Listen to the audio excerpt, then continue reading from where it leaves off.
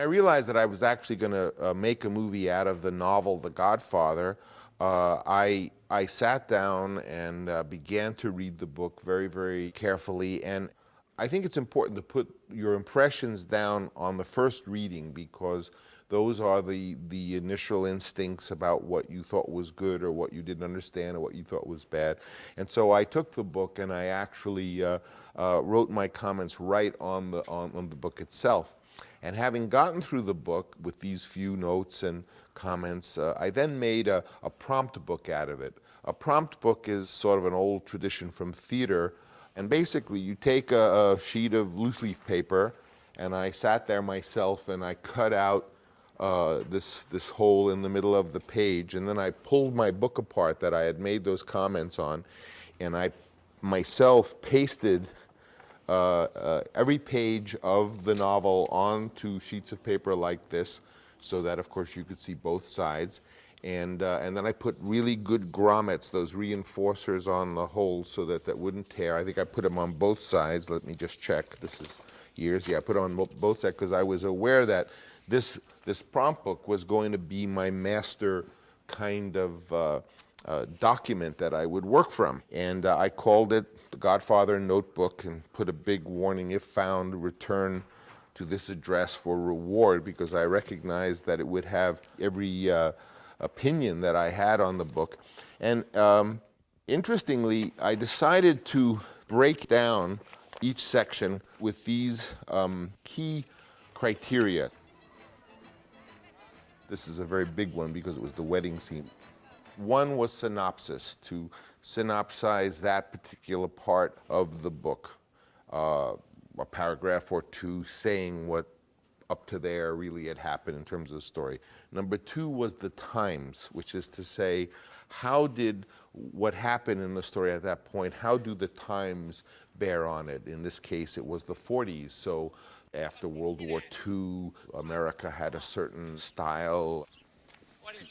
Hey, it's my sister's wedding. Every scene I was relating it to the period. So when I then was told by Paramount that the movie was going to not be shot period, it was going to be contemporary shot, which is to say the 70s, in fact that we were going to shoot it in Kansas City, I really had a very hard time accepting that and made a big point that it had to be period.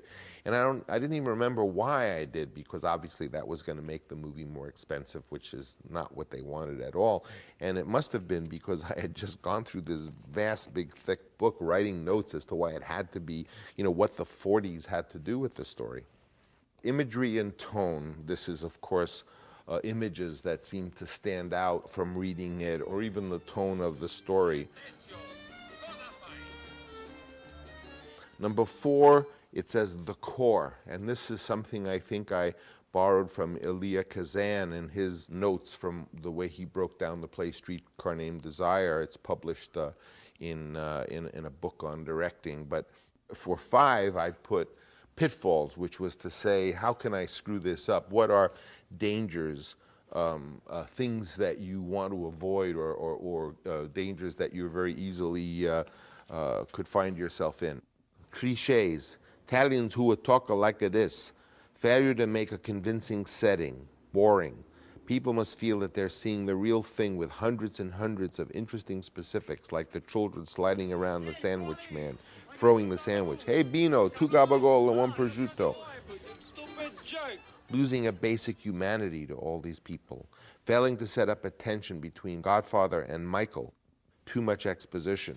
And I went through the book again. I used to schlep this around in a big bag that I had, and I would sometimes go to a cafe.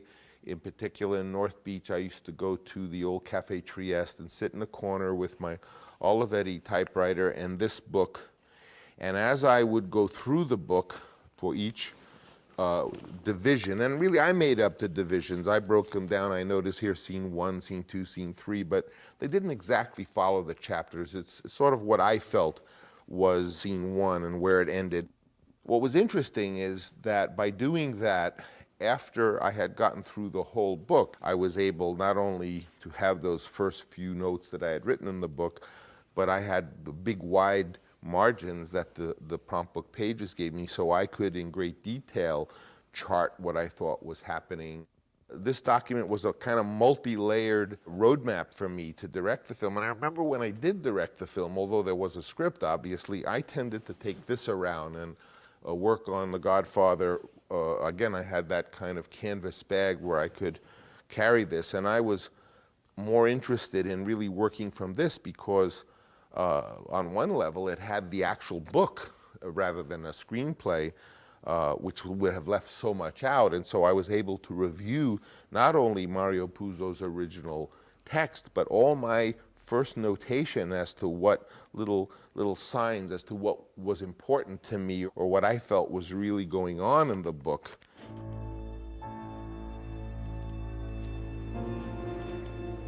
Scene 26, Michael picked up by Sollozzo and the killing, parenthesis, key scene.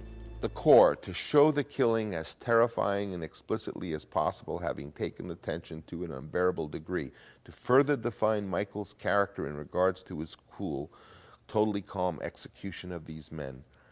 Pitfalls, rushing this would ruin it, otherwise the scene can't be ruined.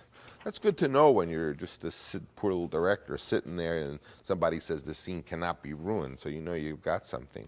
As I was reading the book and making these notes and then putting them on the margins, obviously the more pens I was using and the more ruler lines and the more squiggly lines sort of implied the excitement of the book was higher and higher, so that the sheer amount of ink on the page would tell me later on this is one of the most important scenes. Design this scene shot for shot. Important, the audience knows he is not following Clemenza's instructions. Clemenza had told him specifically exactly what to do, and if you see that he wasn't doing it, it would be suspenseful. Hitchcock, designed, he chokes, frozen time, hit hard and bloody, his fork frozen midair, gun almost against Sollozzo's head, really close. Get this for the audience. Mist of blood. We went to great length in that scene to put mists of blood in the air. McCluskey's fork frozen midair as he watches Sollozzo's brains fly through the air, his own choking when shot in the throat. There's an asterisk. An asterisk in a book or a script for me means a super important part. The gun in his hand, he starts to leave without dropping it. That's what Clemenza had told us, drop the gun immediately, and he's going and he's not dropping the gun, so hopefully the audience is dying. Drop it, drop it, drop it. He jumps in the car and rolls away, all very easy, should be easy. Michael disappears, we don't see him. Now, pick up the tempo. So I knew just from looking at all these colors and things in the book that this was going to be a very, very important scene. And indeed it was, not only for the movie, but for Al Pacino, because it was in that scene that the executives of Paramount Pictures first caught a glimmer that maybe I had not been crazy in wanting to cast him. I'm in the Sicilian section. I see it says the core, to show how Michael meets and falls in love with Apollonia and demonstrate that he intends to marry her and indicate Fabrizio's desire to go to America. 5, pitfalls. If Apollonia doesn't make your heart stop just to look at her, if the coincidence that the innkeeper is the father of the girl they have just seen seems contrived, if it is funny, it will not be. If Michael's quick decision to marry her seems unlikely, if Michael in a subtle way does not have the quality of a Don.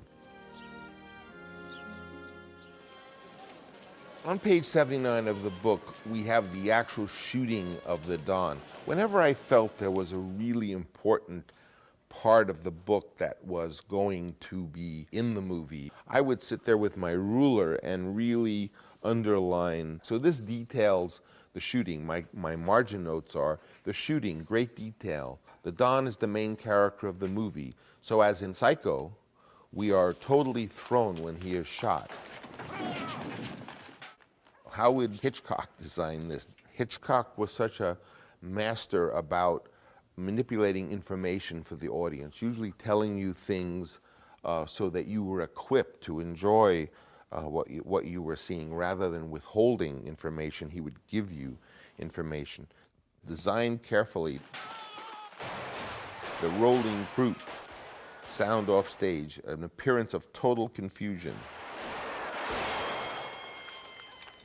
I had done this preparation before I wrote the script, so I wrote the script from this, but the script was really an unnecessary document. I didn't even need a script because I could have made the movie just from this notebook.